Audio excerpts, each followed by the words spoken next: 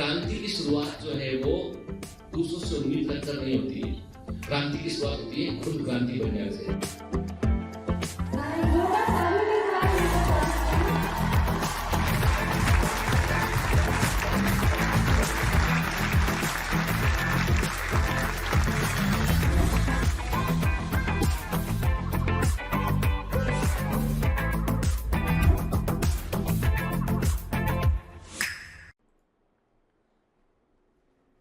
Hello commandos, welcome to Biomentors classes online. I am doctor Jitendra Singh. हम पढ़ रहे हैं प्लांट फिजियोलॉजी, और प्लांट फिजियोलॉजी में जिस चैप्टर में अभी हमें वो है फोटोसिंथेसिस इन हायर प्लांट्स। और बेटा अभी तक हम देख चुके हैं, लाइट रिएक्शन पढ़ा, हमने कैल्विन साइकिल देखा, हमने C4 पाथवे को देखा, हमने हैच एंड सिलेक्ट साइकिल भी कहते हैं, याद रखिएगा C4 साइकिल को हम हैच एंड सिलेक्ट साइकिल भी कहते हैं, उसको देखा हमने। ठीक है, हमने कैल्विन साइकिल में कैसे रूबिस्को काम करता है, पेपकेस जो है वो कैसे C4 साइकिल में काम करता है, उसको देखा हमने। क्लियर? ठीक है, और हमने ये भी देखा कि C4 साइकिल की रिक्वायरमेंट क्यों थी, और हमने ये भी पिछली क्लास में देखा था बेटा कि temporal separation of enzyme system and the special separation of enzyme system क्या होता है। हम क्या एंजाइम सिस्टम की बात कर रहे हैं, हम C3 और C4 के एंजाइम हम बात कर रहे हैं बेटा कि C3 एंजाइम और C4 एंजाइम अलग अलग जगह पर रहते हैं C4 प्लांट में, और CAM प्लांट में एक ही जगह पर प्रेजेंट रहते हैं जो अलग अलग टाइम पर काम करते हैं। याद आया कुछ? ठीक है, चलिए तो एक काम करते हैं, आगे बढ़ने से पहले जो है वो आपसे मैं कुछ क्वेश्चन करूंगा, उन प्रश्नों के आप उत्तर दीजिएगा।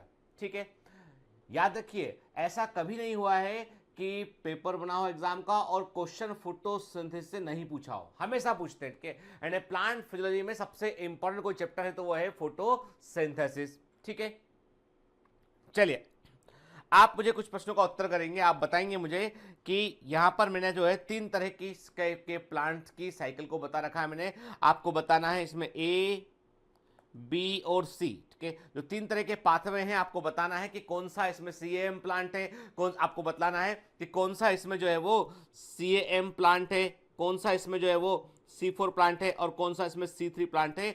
A, B, C को आपको पहचानना है। ठीक है, क्लियर? आपको बताना है ए प्लांट CAM है, C3 है कि C4 है, B प्लांट C3 है, C4 है कि CAM है, और C प्लांट CAM है कि C4 है कि C3, आपको पहचान कर बताना है। क्लियर? आसान सा क्वेश्चन है, पिछली क्लास में मैंने बताया हुआ आपको उसमें, और आप इसको इमेज को ध्यान से देखेंगे आपको आंसर मिल जाएगा। आपको बताना है इसमें कि process A, process 1 and 2, process 1 and 2, process 1 and 2 इनका नाम क्या है, एंड प्रोसेस 1 और प्रोसेस 2 के दोनों में फर्क क्या है, दोनों के नाम क्या है। क्लियर? तो प्रोसेस 1 को पहचानिए, प्रोसेस 2 को पहचानिए, और उनके नाम बताइए मेरे को। क्लियर? ठीक है, फिर आपको एक बड़ी इंपॉर्टेंट लेवलिंग करना है बेटा, आपको बताना है इसमें, मैं लेवल कर रहा हूं उसको, first, second, third and fourth. ठीक है, जैसे जिस फिगर में पूछा उसी में आंसर दीजिएगा। First, second, third and fourth, इनको पहचानिए, बताइए केमिकल कौन से हैं के। Identify the chemical labelled as first, second, third and fourth से जो लेवल किए मैंने केमिकल, उनको पहचान बताइए कि ये केमिकल क्या है, इनके नाम बताइए इनके। फर्स्ट क्या है, सेकेंड क्या है, थर्ड क्या है, फोर्थ क्या है। ठीक है ना, एरो को ध्यान से देखिएगा। ठीक है, हो सकता है कि फर्स्ट, सेकंड, थर्ड का सीक्वेंस एज इट इज ना हो, पर इसीलिए आपको एरो ध्यान से देखना है कि एरो किस दिशा में क्या है। कि जैसे आप देख रहे हैं सेकंड, फर्स्ट, सेकंड जुड़ रहा है CO2 के साथ में, तो फर्स्ट बन रहा है, फर्स्ट से 4 बन रहा है, 4 अंदर आ रहा है बंडल सेल में, फिर डिस्ट्रीब्यूट होकर जो है थर्ड बन रहा है और CO2 बन रहा है। ठीक है, तो प्लीज कई बार एग्जामिनर जो है इस प्रकार की लेवलिंग करता है आपको कंफ्यूज करने के लिए, इसलिए मैंने वैसा ही लेवल किया हुआ है। ठीक है, चलिए तो आज बेटा हम पढ़ेंगे फोटो रेस्पिरेशन। पिछली क्लास में मैंने आपसे कहा था कि जो रूबिस्को एंजाइम है, ऐसा एंजाइम है, दोगला है, दोहरी प्रकृति का है। समझ गए लड़के? कई लोग ऐसे होते हैं ना कि तेरे मुंह पे तेरी बात, मेरे मुंह पे मेरी बात। ठीक है, मतलब कुछ लोग ऐसे होते हैं जिसर जाएंगे उधर उसकी बात करेंगे बोल के। ठीक, अरे यार वो तो मतलब समझ गए ना आप? तो वैसे ही आप मान को चलो कि रूबिस्को एंजाइम जो है वो L8S8। अब ये L8S8 क्या चीज है, पिछली क्लास में पढ़ाया हुआ है मैंने आपको, है ना? ठीक है, लार्ज सब यूनिट होती है 8 और 8 होती है स्मॉल सब यूनिट। तो रूबिस्को एंजाइम जो है वो दोहरी प्रकृति का एंजाइम है। It's a dual nature enzyme के, इसलिए इसका नाम क्या है, रिबुलोज 1,5 बाइफॉस्फेट कार्बोक्सिलेज ऑक्सीजनेस के। इसका मतलब ये जो एंजाइम है इट में वर्क एज ए कार्बोक्सिलेज के समान काम कर सकता है ये, और यही ऑक्सीजनेस के समान भी काम कर सकता है। ठीक है, जब ये कार्बोक्सिलेज के समान काम करेगा तो ये CO2 को जोड़ेगा, रिबुलोज 1,5 बाइफॉस्फेट CO2 को जोड़ेगा ये। ठीक है, और जब ऐसा होगा तो नॉर्मल फोटोसिंथेसिस चलेगा। ठीक है बेटा, है ना, क्लियर। और जब जो है ये ऑक्सीजन को, जब ये ऑक्सीजन को रिबुलोज 1,5 बाइफॉस्फेट से जोड़ेगा बेटा, तो क्या होगा, तब फोटोसिंथेसिस नहीं चलेगा, तब होगा फोटो रेस्पायरेशन। ठीक है, क्लियर। तो मतलब यह है कि सारी गलती है रुबिस्को की। यदि रुबिस्को नॉर्मली CO2 को जोड़ता है रिबुलोज 1,5 बाइफॉस्फेट से, एक्सेप्टर मॉलिक्यूल से, तो नॉर्मल फोटोसिंथेसिस चलता है। लेकिन कभी यदि मान लो CO2 की बजाय O2 जुड़ जाएगा तो नॉर्मल फोटोसिंथेसिस नहीं चलेगा, बल्कि फोटो रेस्पिरेशन होगा। इसका मतलब यह है फॉर रुबिस्को एंजाइम CO2 का कॉम्पिटिशन O2 करता है कि फॉर रुबिस्को एंजाइम CO2 के लिए ऑक्सीजन जो एक कॉम्पिटिटिव इनहिबिटर होता है। ठीक है, जो फोटोसिंथेसिस की प्रोसेस को स्लो डाउन करता है। ठीक है, देखिए क्या होता है बेटा, हमको पता है नॉर्मली जब कभी CO2 रिबुलोज 1,5 बाइफॉस्फेट से जुड़ता है तो क्या बनते हैं, दो मॉलिक्यूल बनते हैं, फास्फोग्लिसरिक एसिड के दो मॉलिक्यूल बनते हैं। याद है ना, हमने कहां पढ़ा इसको बेटा, कैल्विन साइकिल में पढ़ा हमने, है ना। ठीक है, इसको हमने कैल्विन साइकिल में पढ़ा हमने, समझ में आ रहा है बेटा, है ना। हम, अरे कहां ध्यान है आपका, आपसे ही बात कर रहा हूं मैं, है ना। ठीक है बेटा, मुझे मालूम है कभी कभी पढ़ने में मन नहीं लगता है, कभी कभी मन करता है कहीं इधर उधर देख लें के, तो अरे सब चलता है बेटा, होता है ऐसा। कई बार है ना हम पढ़ते पढ़ते थोड़ा सा लेफ्ट और राइट डेविएट हो जाते हैं, परंतु मैंने वही कहा आपसे, what we are looking at the end result, हम अंतिम परिणाम की ओर देख रहे हैं ना। इसलिए बेटा कुछ दिन और हैं, जमकर थोड़ा मेहनत कर लेते हैं ना। ठीक है, वापस लौट के आइए अपनी दुनिया में, है ना।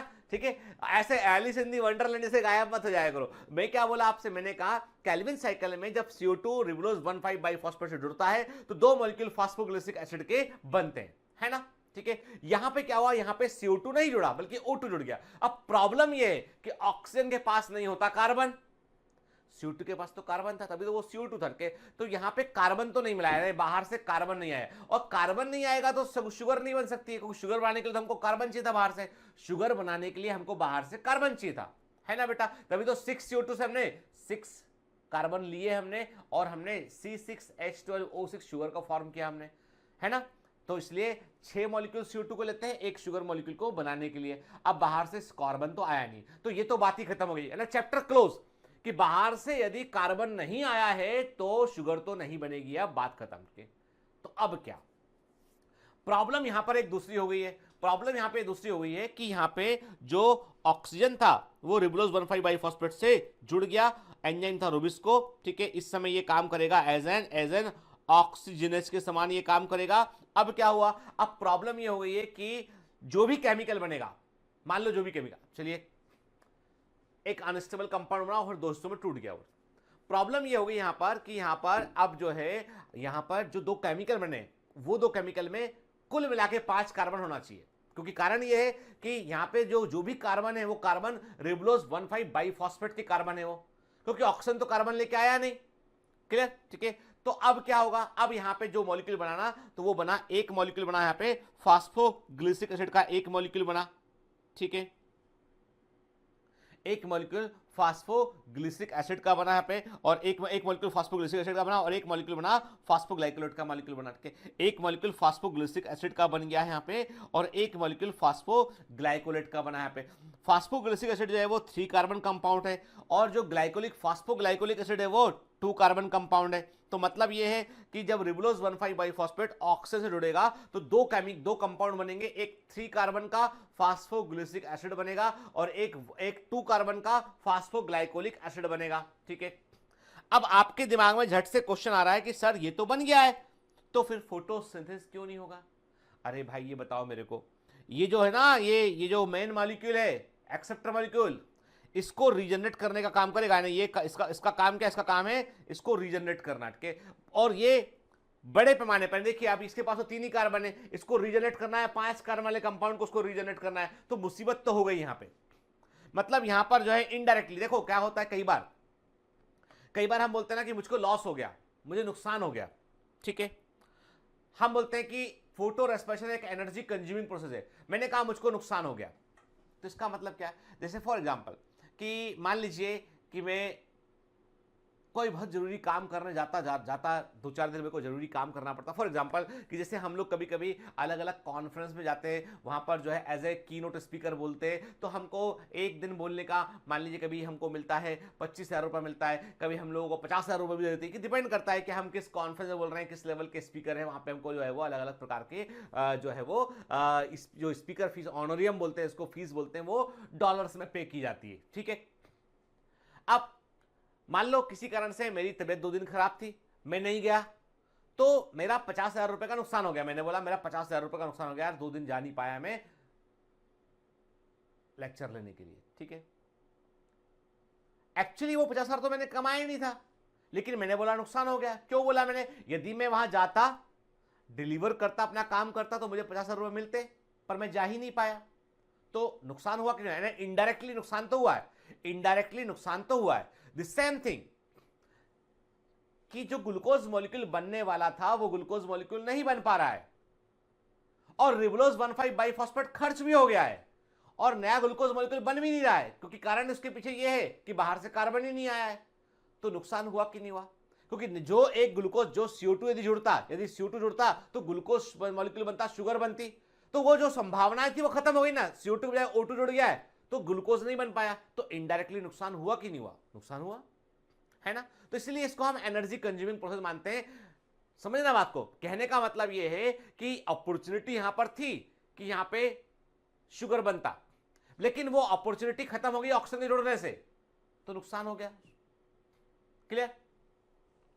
अब हुआ ये कि अब आप बोलोगे सर ये तो समझ में बात आ गई हमको कि नुकसान कैसे हो गया। अब बताइए कि ये जो फॉस्फोग्लिसराइड एसिड का एक मॉलिक्यूल बना, ये क्या करेगा? अरे भाई ये नॉर्मल केल्विन साइकिल के समान भाग लेगा, लेकिन इसका पर्पस होगा रीजनरेशन ऑफ आरयूबीपी, उसको रीजनरेट करने का काम करेगा ये। क्लियर?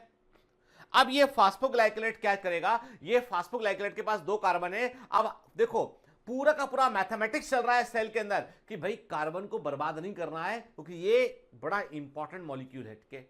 तो फॉस्फोग्लाइकोलेट को जो है वो अलग अलग लेवल पे इसको ऑक्सीडाइज किया गया, और फाइनली इसको ऑक्सीडाइज करके इसका CO2 निकाल कर बना के इसको क्या किया, एक CO2 बाहर निकाल दिया यहां पे। और बगैर हमने क्या किया बेटा, है ना, हमने जो है वो नॉर्मल ग्लूकोज को कहीं यूज नहीं किया, हमने क्या किया, बाहर से एक पौधे ने, ग्रीन प्लांट ने क्या किया, बाहर से उसने ऑक्सीजन का इस्तेमाल किया और CO2 को रिलीज किया। अब ये CO2 रिलीज करने के पीछे पर्पस क्या था? पर्पस ये था कि जो कार्बन फंस गया है फॉस्फोग्लाइकोलेट के अंदर, उस कार्बन को बाहर निकाल दो भाई। बाहर निकाल दोगे तो किसी दूसरे पौधे के काम आएगा, अगली बार काम आएगा, तो बर्बाद नहीं जाएगा ये कार्बन। सोचिए, मतलब प्रकृति इतनी इफिशिएंटली काम कर रही है, इतना इफिशिएंटली काम कर रही है कि कुछ भी बर्बादी नहीं करती है। इसलिए हमारा भी फर्ज है कि हमको भी कभी कोई चीज को बर्बाद नहीं करना चाहिए। मैं देखता हूं हमारे यहाँ पे समारोह होते हैं, जो हमारे यहाँ पे फंक्शंस होते हैं, शादी विवाह, बर्थडे पार्टी, घर में पार्टी, बहुत सारा फूड लोग जो है अपनी प्लेट में सर्व करते हैं, बहुत सारा फूड फेंकते हैं। केवल इतना भर कीजिएगा, अगली बार जब कभी फूड को फेंकने का मन करे ना, केवल एक बार ना गूगल करके सोमालिया और वहाँ की जो है अकाल की पिक्चर फोटोग्राफ देख लेना। एक दाना अन्न के लिए लोग तरस रहे हैं यहाँ पे।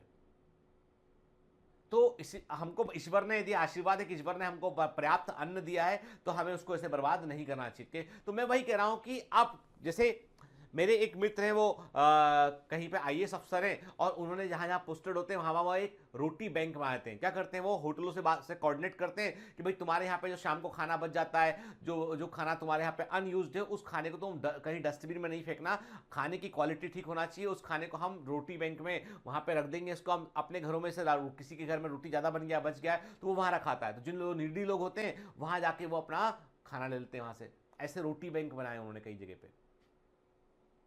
करने को आदमी बहुत कुछ कर सकता है, तो वेस्टेज कहीं नहीं होना चाहिए। तो अब वही प्रकृति ने का भी नियम है कि भैया जो फॉस्फोग्लाइकोलेट में कार्बन फंस गए, 2 कार्बन फंस गए, निकालो किस तरीके से, कैसे निकालेंगे? अब इसमें साइकिल, पूरा साइकिल चलता है इसके लिए, वही साइकिल हमें पढ़ना है फोटो रेस्पिरेशन में। ठीक है, देखिए अब पहले हम NCERT से एक एक पॉइंट क्लियर करते हैं, फिर हम आगे बढ़ेंगे। Rubisco that is the most abundant enzyme in the world. Rubisco जो है वो विश्व में सबसे अधिक मिलने वाला प्रोटीन मॉलिक्यूल है, मोस्ट एबंडेंट एंजाइम मॉलिक्यूल के। It is characterised by the dual nature, इसकी दोहरी प्रकृति होती है कि इसका एक्टिव साइट पर CO2 भी जुड़ सकता है और O2 भी जुड़ सकता है कि rubisco has much greater affinity for CO2 than O2, इसीलिए CO2 का कॉन्सेंट्रेशन कम होने के बावजूद जो है वो CO2 भी इफेक्टिवली जुड़ पाता है। यदि इमेजिन करते हैं, एक काल्पनिक क्वेश्चन करता हूं आपसे, यदि मैं आपसे एक जो है वो हाइपोथेटिकल क्वेश्चन करूं कि मान लो रुबिस्को की एफिनिटी CO2 और O2 दोनों के लिए बराबर होती तो क्या होता? तब तो कभी फोटोसिंथेसिस हो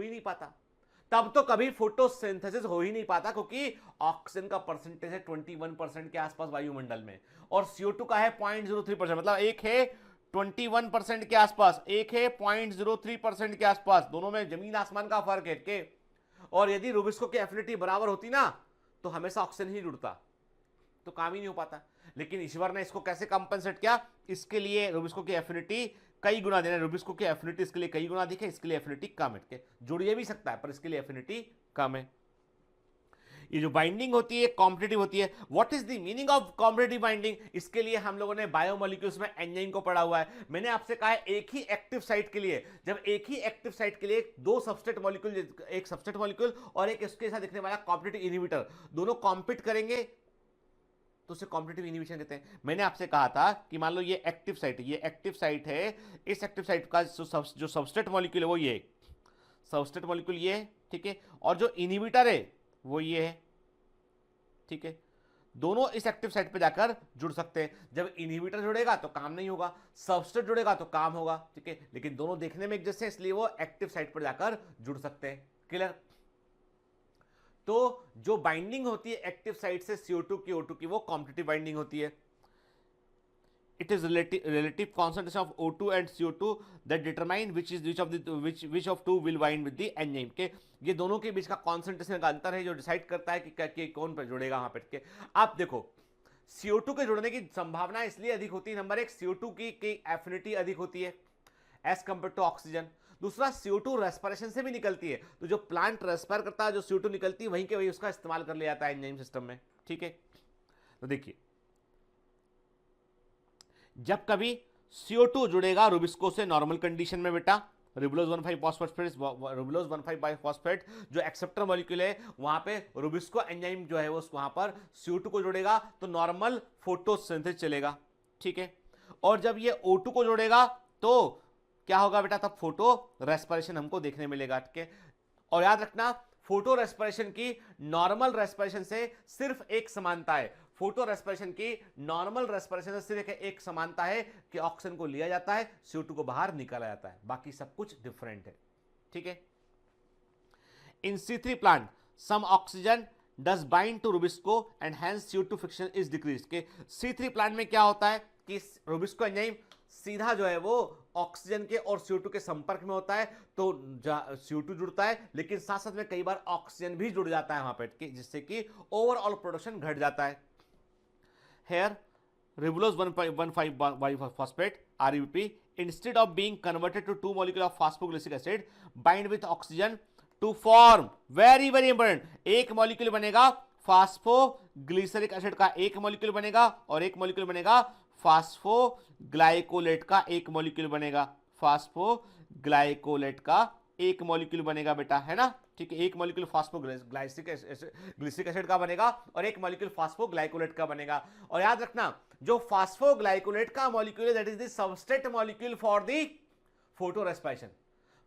देखो जो फास्फोग्लिसरिक एसिड का मॉलिक्यूल बनेगा वो केल्विन साइकिल में आगे काम करने लगेगा जाके, लेकिन जो फास्फोग्लाइकोलेट का मॉलिक्यूल बनेगा वो मॉलिक्यूल फोटो रेस्पिरेशन में भाग लेगा, वो that is the substrate molecule for the photo respiration, ठीक है। इसीलिए अब चूंकि ये एक दो कार्बन वाला कंपाउंड है, फास्फोग्लाइकोलिक एसिड, फास्फोग्लाइकोलिक एसिड जो है वो दो कार्बन वाला कंपाउंड है, इसलिए इसको हम फोटो रेस्पिरेशन को हम C2 साइकिल भी कहते हैं। याद रखना कि इसको हम C2 साइकिल भी कह सकते हैं।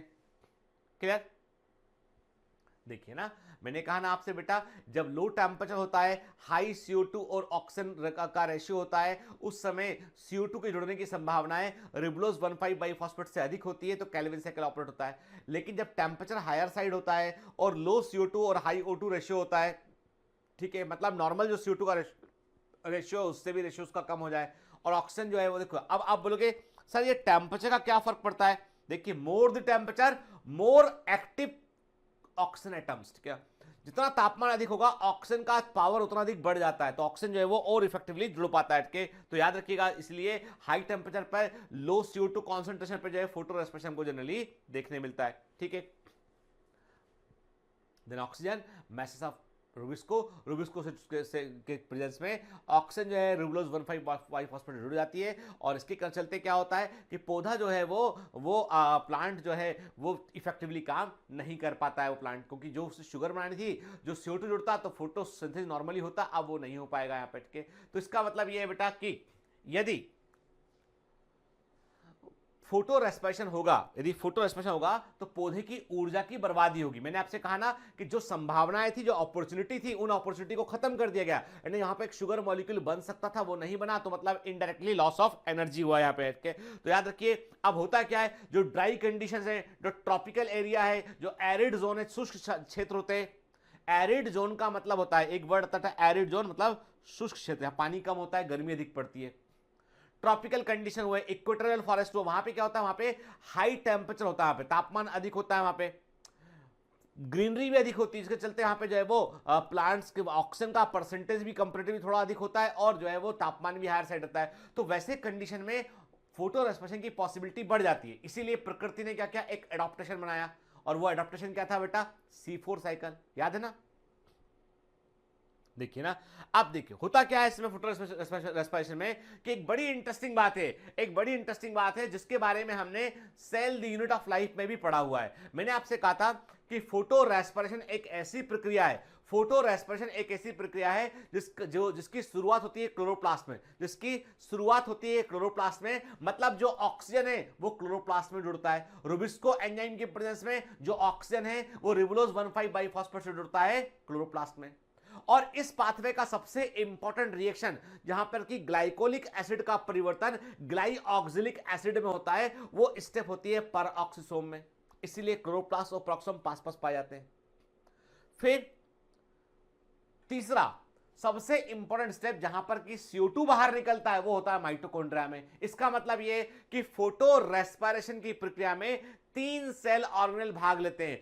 फोटो रेस्पिरेशन की प्रोसेस में 3 सेल ऑर्गेनेल भाग लेते हैं, क्लोरोप्लास्ट, पेरोक्सोम और माइटोकॉन्ड्रिया। और तीनों का सीक्वेंस क्या है, number 1 chloroplast, number 2 peroxisome, number 3 mitochondria. देखिए ध्यान से, ऑक्सीजन रुबिस्को एंजाइम की प्रेजेंस में रिबुलोज 1,5 बाइफॉस्फेट से जुड़ा, तो क्या बन गया, एक मॉलिक्यूल फास्फोग्लाइकोलेट का बन गया, एक मॉलिक्यूल जो है फास्फोग्लिसिक एसिड का बन गया, ठीक है। फास्फोग्लाइकोलेट का मॉलिक्यूल जो है फाइनली जो है ग्लाइकोलिक एसिड जो है वो इंटर करेगा पेरोक्सोम में, और पेरोक्सोम में जो है उसका परिवर्तन होगा, ग्लाइऑक्सिलिक एसिड में कन्वर्ट होगा वो। तो इंपॉर्टेंट रिएक्शन जो होता है, जो ग्लाइकोलिक एसिड का जो ऑक्सीडेशन है वो कहाँ हुआ, पेरोक्सोम में हुआ। देन वो इंटर करेगा मॉलिक्यूल माइटोकॉन्ड्रिया में, जहां पे वो CO2 को रिलीज करेगा, ओके। तो याद रखिएगा कि यहाँ पर जो है वो ऑक्सीजन, यहाँ पर क्या हुआ, जो है इसको यहाँ पे हमको ऐसे हटाना चाहिए, ठीक है। मैंने क्या कहा, जो ऑक्सीजन है वो क्लोरोप्लास्ट में लिया गया, और CO2 है वो बाहर कहां निकला, वो बाहर निकला माइटोकॉन्ड्रिया से बाहर निकला, ठीक है। In the photo respiratory pathway there is neither synthesis of sugar और नॉर द ATP, याद रखिए। फोटो रेस्पिरेटरी पाथवे में, फोटो रेस्पिरेशन में ना तो शुगर बनेगी ना ATP बनेगा, ठीक है। Rather it result the release of CO2 with the utilization of ATP। आप देखिए, बल्कि उसकी बजाय क्या होता है, ATP यूज करके CO2 को बाहर रिलीज करेंगे, मतलब वेस्टेज ऑफ एनर्जी हो गया। आप सोचिए कि in the photosynthesis respiratory pathway there is no synthesis of ATP और NADPH, ना तो ATP बना ना NADPH बना, बल्कि CO2 को और बाहर निकाल दिया with the utilization of ATP के। तो अभी तक बायोलॉजिकल फंक्शन कुछ भी नहीं मालूम, फोटो रेस्पिरेशन का बायोलॉजिकल फंक्शन अभी तक नहीं मालूम है, लेकिन साइंटिस्ट कहते हैं कि देखो एग्जैक्टली ये प्रोसेस को करने का लॉजिक क्या, साइंटिस्ट कहते हैं देखो इसका एक ही लॉजिक है, recovery of wastage of carbon, carbon का वेस्टेज उसकी रिकवरी करना, ठीक है। तो ओवरऑल प्रोसेस जो है वो एक वेस्टफुल प्रोसेस है, ठीक है। एक ऐसी प्रक्रिया इसमें कि एनर्जी बर्बाद होती है यहाँ पे, ठीक है। देखिए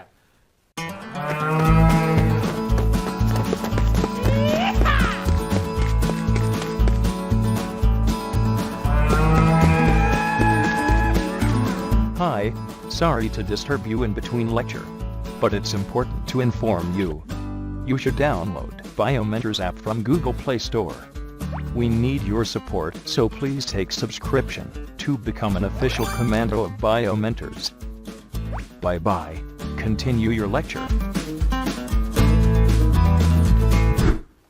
क्या हुआ देखिए, आप गौर से देख रहे हैं, हम क्या देख रहे हैं, हम देख रहे हैं कि नॉर्मल यदि जो है नॉर्मल यदि CO2 जुड़ता तो केल्विन साइकिल ऑपरेट होता और बाकायदा जो है वहां पर जो है वो शुगर बनता। लेकिन यदि ऑक्सीजन जुड़ेगा तो यहाँ पे देखिए आप ATP कंज्यूम कर रहे हैं, आप यहाँ पे CO2 को बाहर रिलीज कर रहे हैं, आप तो जो परिवर्तन हो रहे हैं उस परिवर्तन में आप जो है क्या कर रहे हैं, आप जो है वो एनर्जी को बर्बाद कर रहे हैं फोटो रेस्पिरेशन में। ठीक है, क्लियर? तो देखिए आप थोड़े से बेटा स्टेप इसके देख लेना आप, क्योंकि देखो एनसीईआरटी में इनको डिटेल में नहीं दे रखा है, पर हमको थोड़ा पता होना चाहिए। जैसे मैंने आपसे कहा ना कि जो फास्फोग्लाइकोलिक एसिड जो बनेगा बेटा, जो ग्लाइकोलेट फॉस्फेट है या फास्फोग्लाइकोलेट जो बनेगा, ये अपने फॉस्फेट को रिलीज करेगा और कन्वर्ट हो जाएगा ये ग्लाइकोलिक एसिड में के। तो फास्फोग्लाइकोलिक एसिड का परिवर्तन होगा ग्लाइकोलिक एसिड में, और glycolic acid is the molecule जो क्लोरोप्लास्ट को क्रॉस करेगा और परऑक्सो में इंटर करेगा। वेरी वेरी IMP इंपॉर्टेंट के है ना।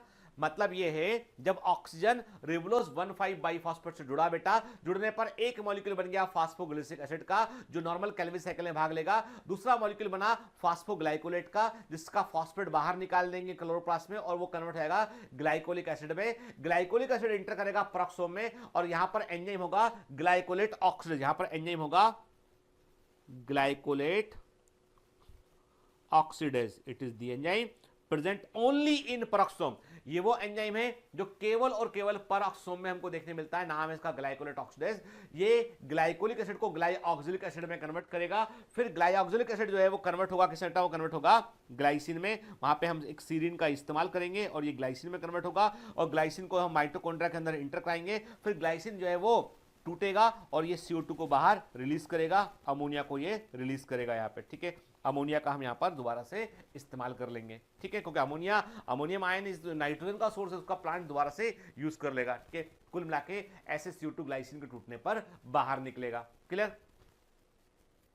तो सीक्वेंस क्या है बेटा? Chloroplast, peroxisome and mitochondria. तो क्लोरोप्लास्ट से पेरोक्सोम में कौन आया? ग्लाइकोलिक एसिड आया, और पेरोक्सोम से माइटोकॉन्ड्रिया में कौन गया? ग्लाइसिन गया। ठीक है, क्लियर है ना। देखिए आप ध्यान से ना, ग्लाइकोलेट से ग्लाइकोलेट इंटर किया पेरोक्सोम में, जहां पर कन्वर्ट हुआ वो ग्लाइऑक्सिलिक एसिड में, फिर कन्वर्ट हुआ ग्लाइसिन में, ग्लाइसिन माइटोकॉन्ड्रिया में गया, वहां जाके वो टूट गया, किसमें वो टूटा? CO2 ग्रुप में, उसने CO2 को बाहर रिलीज किया यहाँ पे। ठीक है ना, है ना। ठीक, तो ये एक, और देखो इस पाथवे के कई अल्टरनेट वेरिएशन हमको देखने मिलता है, उसमें हमको कंफ्यूज नहीं होना। कि अभी हमको याद रखना है कि यहाँ O2 को लिया हमने, यहाँ हमने जो CO2 को निकाला हमने, इसीलिए हमने क्या बोला, हमने प्रोसेस को बोल दिया यहाँ पे फोटो रेस्पिरेशन। कोई लाइट की प्रेजेंस में हमने O2 को लिया और CO2 को बाहर निकाला। ठीक है, इन C4 plant photo respiration does not occur. अब यहाँ पे C4 पौधों में फोटो रेस्पिरेशन क्यों नहीं होता है? क्योंकि C4 प्लांट में क्या होता है, एक पूरा अरेंजमेंट होता है। C4 प्लांट में क्या होता है कि मेसोफिल सेल जो है उसके पास जो एंजाइम होता है वो रुबिस्को नहीं होता है, उसके पास होता है पेप्टेज, फास्फोइनोल पायरुवेट कार्बोक्सिलेज, जो केवल और केवल CO2 को जोड़ता है, O2 को वो नहीं जोड़ता है। एक्सेप्टर मॉलिक्यूल होता है फास्फोइनोल पायरुविक एसिड, जो O2 से ऑक्सीजन से नहीं जुड़ता है। ठीक है, तो इसलिए C4 एक एडाप्टेशन है फोटो रेस्पिरेशन को रोकने के लिए। ठीक है, this is because they have a mechanism that increase the concentration of CO2 at the enzyme. देखो क्यों C4 है, वाई C4 प्लांट में फोटो रेस्पिरेशन क्यों नहीं होता है? तो मैंने कहा आपसे कि C4 पौधों में फोटो रेस्पिरेशन इसलिए नहीं होता कि उनमें एक ऐसी तरीके मैकेनिज्म होती है जिससे कि वो एंजाइम साइट पे CO2 का कॉन्सेंट्रेशन बढ़ा देते हैं। क्वेश्चन ये उठता है कि ये एंजाइम साइट का मतलब क्या? मतलब बेटा ये है वे एंजाइम जो केल्विन साइकिल के एंजाइम है वो बंडल शीथ सेल के अंदर पाए जाते हैं, और बंडल शीथ सेल अंदर होती है, मेसोफिल सेल बाहर होती है जो CO2 से रिएक्ट करती है। ठीक है, this takes place when C4 acid from mesophyll is broken down into the bundle sheath cell to release CO2, this result increasing the intracellular concentration of CO2। देखिए याद है ना आपको क्या होता है बेटा C4 साइकिल में? चलो एक बार रिकॉल करते हैं। C4 साइकिल में क्या होता है? सबसे पहले phosphoenol pyruvic acid, enzyme PEPcase phosphoenol pyruvic acid carboxylase की प्रेजेंस में CO2 से जुड़ेगा, ऑक्सोलो एसिटिक एसिड बनेगा, 4 कार्बन कंपाउंड होगा, ऑक्सलो एसिटिक एसिड मैलिक एसिड में कन्वर्ट होगा। मैलिक एसिड जो है मीजोफिल सेल को क्रॉस करेगा, बंडल स्थित सेल में आएगा। बंडल स्थित सेल में मैलिक एसिड टूटेगा CO2 में और पायरुविक एसिड में, और CO2 जो है वो बंडल स्थित सेल के अंदर लगातार बढ़ती चली जाएगी, क्योंकि मैलिक एसिड CO2 टूट रहा है और CO2 को रिलीज कर रहा है। ठीक है, और इसी CO2 का इस्तेमाल करेंगे हम कैल्विन साइकिल में, और जो पायरुविक एसिड का मॉलिक्यूल उसको वापस से भेज देंगे कहां पर, मीजोफिल सेल में, जहां पर वापस से वो फास्फोइनोल पायरुविक एसिड में कन्वर्ट हो जाएगा। ठीक है, in turn this ensure that rubisco function as carboxylase minimising the oxygen activity. देखिए कुल मिला के C4 साइकिल से इस बात को हमने इंश्योर कर लिया, C4 साइकिल का इस्तेमाल करके हमने इस बात को इंश्योर कर लिया कि हर बार कार्बोक्सिलेज के रूप में ही रुबिस्को काम करे, ऑक्सीजनेज एक्टिविटीज की कम हो जाए। इसीलिए C4 पौधों में चूंकि फोटो रेस्पिरेशन नहीं होता है, हर बार CO2 ही जुड़ती है, इसलिए इनका प्रोडक्टिविटी अधिक होता है और इनका उत्पादन अधिक होता है। याद रखिएगा कि C4 प्लांट का जो प्रोडक्टिविटी है, जो उत्पादन है, वो C3 प्लांट से कई गुना अधिक होता है। ठीक है ना, ठीक, और ये पौधे हाई टेम्परेचर को टॉलरेट भी कर सकते हैं। अब देखिए, it is believed that photo respiration in plant has increased over geological time. क्यों? हमारी अर्थ का टेम्परेचर बढ़ गया, हमारा अर्थ का जो टेम्परेचर है वो एटमॉस्फेरिक टेम्परेचर कुछ दिनों में बढ़ा के, और इसके अलावा ऑक्सीजन का कॉन्सेंट्रेशन बढ़ा है। ग्लोबल वार्मिंग भी एक कारण है इसका, पर ग्लोबल वार्मिंग से पहले भी इंपॉर्टेंट चीज है कि हमारा ऑक्सीजन का जो है वो कॉन्सेंट्रेशन है वो भी बढ़ा है लगातार। ठीक है, तो यदि हम जियोलॉजिकल टाइम स्केल पे देखें तो जो है increasing level of oxygen in atmosphere, जो कि फोटोसिंथेसिस का ही बाई प्रोडक्ट है, उसने फोटो रेस्पिरेशन को प्रमोट किया है। ठीक है, The appearance of C4 type plant appears to be evolutionary mechanism by which photorespiration is suppressed के। तो C4 प्लांट जो है वो एक इवोल्यूशन एक तरह का है, C3 प्लांट पहले बने होंगे फिर C4 प्लांट बना। देखो ऐसा देखा जाता है कि यदि आप एल्गी देखो तो एल्गी सब C3 प्लांट के समान ही है, कोई एल्गी C4 नहीं होती है। मतलब यह है कि सबसे पहले जो है C3 साइकिल इवॉल्व किया जब देखा कि यदि ऑक्सीजन का कॉन्सेंट्रेशन बढ़ने पर और हाई टेम्परेचर पर बार बार फोटो रेस्पिरेशन हो रहा है, तो प्रकृति ने जो है वो जीन में म्यूटेशन आया, जिससे कि आप फिर C4 साइकिल को इवॉल्व किया गया। और सोचिए प्रकृति में जो है वो कई सारे प्रयोग लगातार चल रहे होते हैं, तो C4 साइकिल जो है वो एक तरह का C4 प्लांट एक तरह का एडॉप्टेशन होता है ट्रॉपिकल क्लाइमेट के लिए। ठीक है, अब साइंटिस्ट क्या कोशिश कर रहे हैं, साइंटिस्ट कोशिश कर रहे हैं कि जो मेज, देखो मक्का है, जो मेज है, मेज जो है वो एक C4 प्लांट है, मेज एक C4 प्लांट है। लेकिन जो गेहूं है, व्हीट है, पूरी दुनिया खाती है गेहूं को, राइस है, पूरी दुनिया खाती है इसको, ये सब C3 प्लांट है। आप सोचिए यदि मान लो हम ऐसा करें, हम गेहूं के अंदर, चावल के अंदर फोटोसिंथेसिस को चेंज कर दें, हम इतना भर कर दें कि व्हीट के अंदर हम C4 साइकिल इंट्रोड्यूस कर दें और राइस के अंदर, उसके लिए हमें जीन में परिवर्तन करना पड़ेगा। तो आज दुनिया भर के साइंटिस्ट जो है ऐसे प्रयोग करने में लगे हुए हैं कि वे C3 प्लांट को C4 में कन्वर्ट करके अधिक प्रोडक्शन ले सकें। ठीक है, it has long been the dream of biologists to increase the production of the certain crop plant, जैसे कि wheat हुआ, उसमें हम C3 फोटोसिंथेसिस होता है, यदि हमने इसको जेनेटिक इंजीनियरिंग से C4 में कन्वर्ट कर दिया तो हमारा प्रोडक्शन आपको पता है तकरीबन 50% तक बढ़ जाएगा, 50% मोर प्रोडक्शन बढ़ जाएगा। ठीक है, अब ऐसे कौन से फैक्टर हैं जो फोटो रेस्पिरेशन को अफेक्ट करते हैं? तो मैंने आपको बताया बेटा कि ऑक्सीजन जो है वो सबसे बड़ा इंपॉर्टेंट फैक्टर है। तो ऑक्सीजन और CO2 ratio, if cells have low oxygen but higher CO2, normal photosynthesis होगा बेटा, कैल्विन साइकिल काम करेगा। यदि सेल्स में ऑक्सीजन का लेवल अधिक हो, CO2 का लेवल कम हो, तो फोटो रेस्पिरेशन जो है वो डोमिनेट करेगा। क्लियर? मतलब ये है more oxygen concentration inside cell, बात एटमॉस्फेयर की बात नहीं चल रही, सेल के अंदर बात चल रही है। यदि सेल के अंदर ऑक्सीजन का लेवल अधिक होगा, inside cell more oxygen is available, then photo respiration होगा। Inside cell more CO2 is available, then normal Calvin cycle चलेगा। ठीक है, दूसरा लाइट इंटेंसिटी, लाइट इंटेंसिटी से क्या होता है बेटा, जो फोटो रेस्पिरेशन प्रोसेस जो है वो उसकी ऊर्जा बढ़ जाती है, the oxygen becomes more active, oxygen becomes more active, becomes more reactive, ये और अधिक रिएक्टिव हो जाती है ऑक्सीजन। ठीक है, फिर टेम्परेचर, तो मैंने आपसे कहा तापमान बढ़ेगा तो उससे क्या होगा बेटा, तापमान बढ़ने पर फोटो रेस्पिरेशन बढ़ जाएगा। Again the reason is that कि the oxygen will get more energy, तो ऑक्सीजन को और ऊर्जा की प्राप्ति होती है और पूरा का पूरा सिस्टम जो होता है वो वहां पर जो है वो फोटो रेस्पिरेशन को प्रमोट करता है। ठीक है, देखिए what is the net photosynthesis और द नेट एसिमुलेशन रेट। अब एक बड़ा इंपॉर्टेंट टर्म यहां पे आया बेटा के, यदि हम देखें कंपेयर करें C3 और C4 को, यदि हम कंपेयर करें तो हम क्या देखते हैं, हम पाते हैं कि C4 प्लांट का जो नेट एसिमुलेशन रेट है वो C3 प्लांट से 2 से 3 गुना अधिक होता है। सोचिए जितना फूड बनाते हैं C3 प्लांट उसी लाइट में,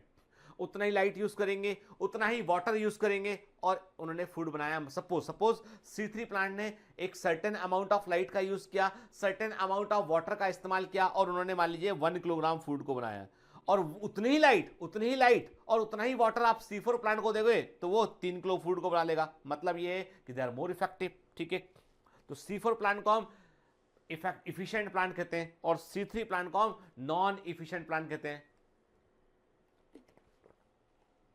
अब एक्सेप्शंस आर ऑलवेज देयर के याद रखना, कई बार एग्जामिनर जो है वो ऐसे इंटरेस्टिंग फैक्ट को पूछ लेता है। कई बार ऐसे कौन से C3 प्लांट हैं जिनका एसिमुलेशन रेट C4 के बराबर है, ऐसे कौन से C3 प्लांट हैं जो उतना ही फूड प्रोड्यूस करते हैं, इतना C4 प्रोड्यूस कर सकता है। उनका नाम है सनफ्लावर एंड पीनट के, they are the C3 plant जिनका एसिमुलेशन रेट जो है वो C4 प्लांट के बराबर होता है। वेरी वेरी इंटरेस्टिंग फैक्ट याद रखना बेटा, ये एक्सेप्शन है, याद रखना के ये सनफ्लावर और पीनट जो है वो ऐसे C3 प्लांट है जिनका प्रोडक्शन जो है एस्टिमेशन रेट C4 के बराबर होता है। ठीक है, चलिए अब यहां पर तो देखो एक बात है, एक बात क्लियर हुआ बेटा हमको कि यहां पर हमने देखा ग्रीन प्लांट का फोटोसिंथेसिस।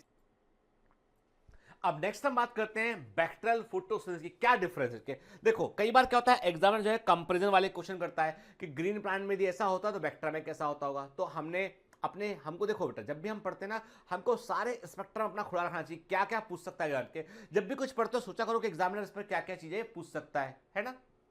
चलिए, कुछ बैक्टीरिया ऐसे होते हैं जो फोटोसिंथेसिस कर सकते हैं बेटा।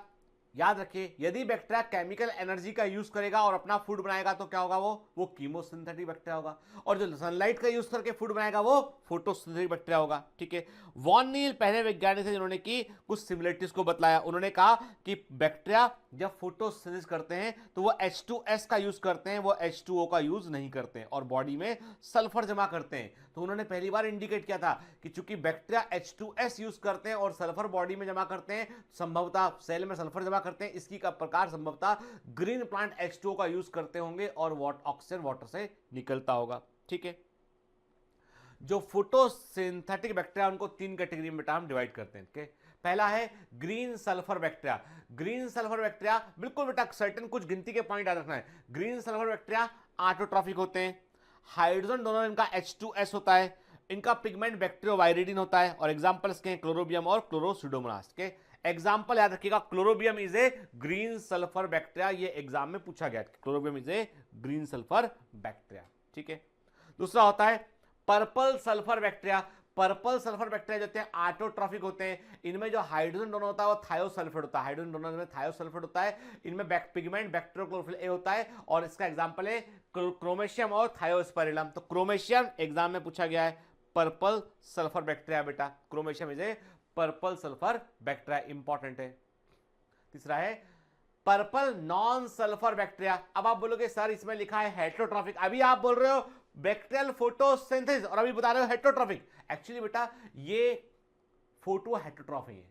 ये क्या है, ये वो बैक्टीरिया है जो कार्बन का सोर्स ऑर्गेनिक लेते हैं, वाटर भी जो है वो ऑर्गेनिक सोर्स से निकाल लेते हैं। मतलब ये सक्सिनेट, मैलेट और अल्कोहल का ये इस्तेमाल करते हैं। इनके एग्जांपल इसका है रोडोस्पाइरिलम और रोडोसिडोमोनास के। याद रखिएगा, रोडोस्पाइरिलम क्या होता है, Rhodospirillum is a purple non sulphur bacteria. Clear, ठीक है।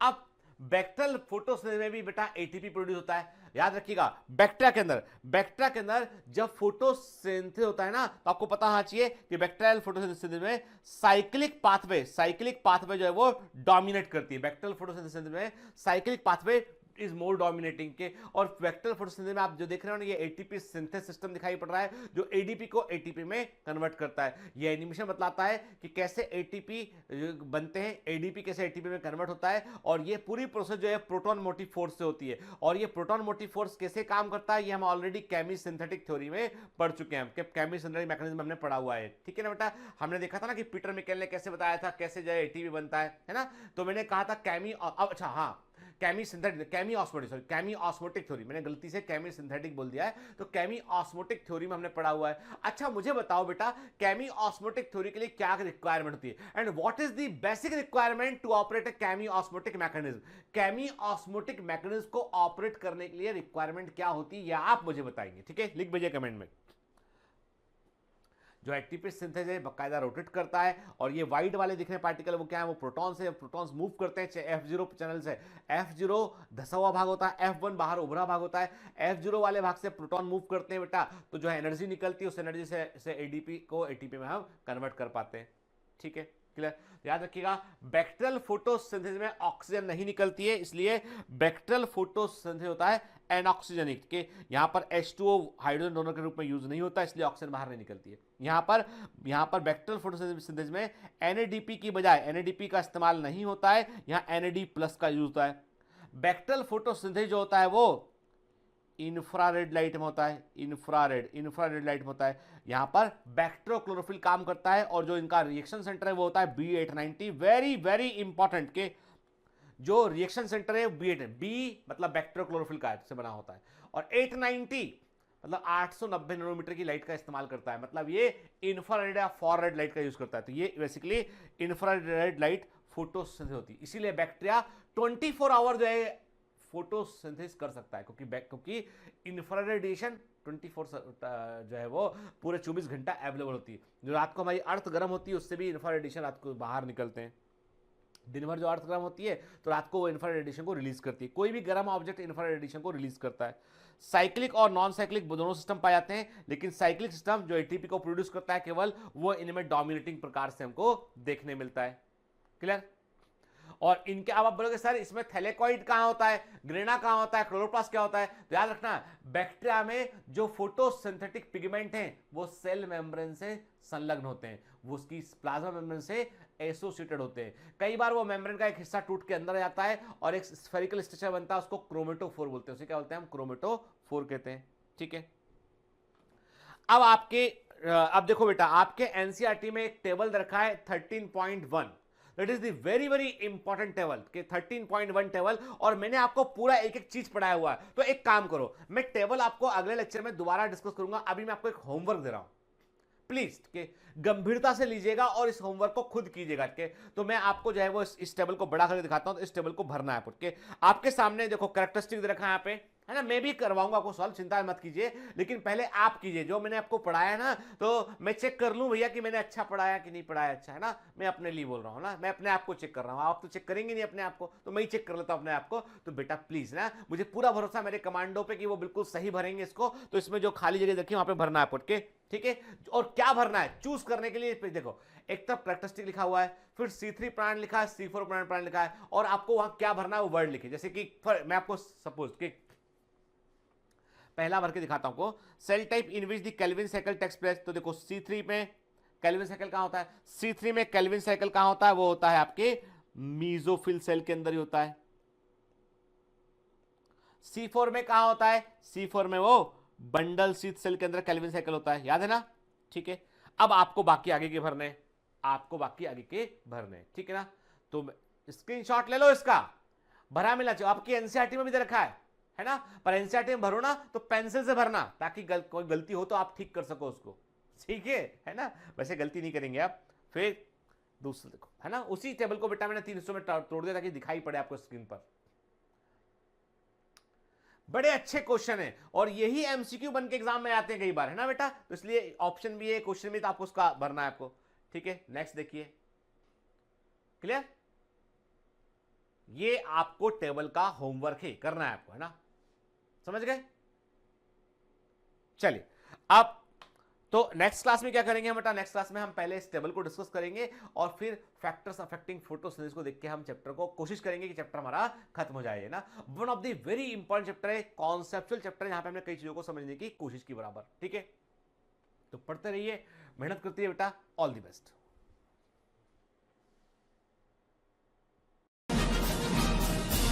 Hi.